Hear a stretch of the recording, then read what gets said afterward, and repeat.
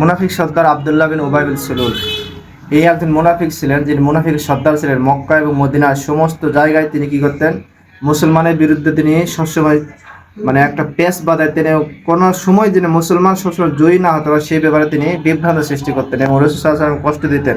এবং আল্লাহ সাল্লাল্লাহু আলাইহি ওয়াসাল্লামকে হযরত জিবরাইল আলাইহিস সালাম এসে বলেন, ইয়া রাসূলুল্লাহ, আপনার এই লোকটি আপনার সত্যতা প্রকাশ্য শত্রুর মুনাফিক। নবী আলাইহিস সালাম চিনতেন, জানতেন। তারপরে হযরত জিবরাইল আলাইহিস সালাম বললেন, তখন তিনি জানতেন এবং বুঝলেন যে এই লোকটি আমার সবচেয়ে ক্ষতি করে। তো এই আব্দুল্লাহ বিন উবাই বিন সুলুলের দুজন দাসী ছিল। এই দুইজন দাসীর দ্বারা তিনি বেশ্যাবৃত্তি করাইতেন, এক কথা জিনা কাজ করাইতেন। তিনি যখন ওই জিনা কাজ এই দুইজন দাসীর দ্বারা জিনা কাজ করাতেন, সেই জিনার টাকা উপার্জন করে এই আব্দুল্লাহ বিন উবাই বিন সুলুল তার সম্পদ হাতিয়ে সম্পদগুলো তারা নিতেন এবং খাইতেন।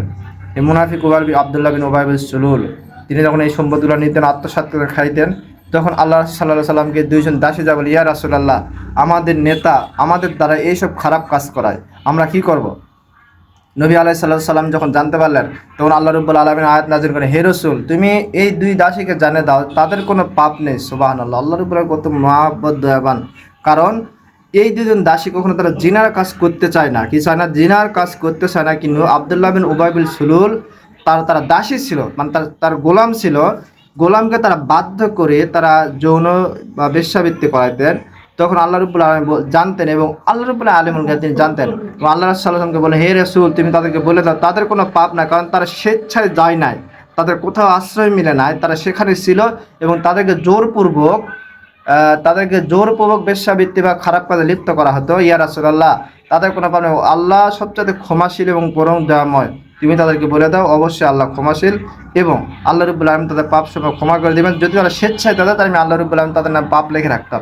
এই জন্য আমরা এখানে বুঝতে পারলাম যে যারা যখন আপনি যেই পজিশনে গোলাম হবেন না কেন, সেই পজিশনে যদি আপনার দ্বারা অত্যাচার করে অন্যায় কোনো কিছু করতে চায়, আপনাদের সেখানে না সম্বোধন করেন এবং না যাইতে চান। যদি তারপর যদি না আপনি যেতে চান, তারপর যদি আপনাকে যাওয়ার জন্য তারা প্রচলনা চালায় বা চেষ্টা চালায়, আপনি সেই পাপটা করেন, তাহলে সেই পাপের পুরাটা ভাগ সেই মালিক গ্রহণ করতে হবে। আল্লাহ সুবহানাহু ওয়া তাআলা সবাইকে বোঝার তৌফিক দান করুক। ওয়া আখিরু দাওয়ানা আলহামদুলিল্লাহি রাব্বিল আলামিন।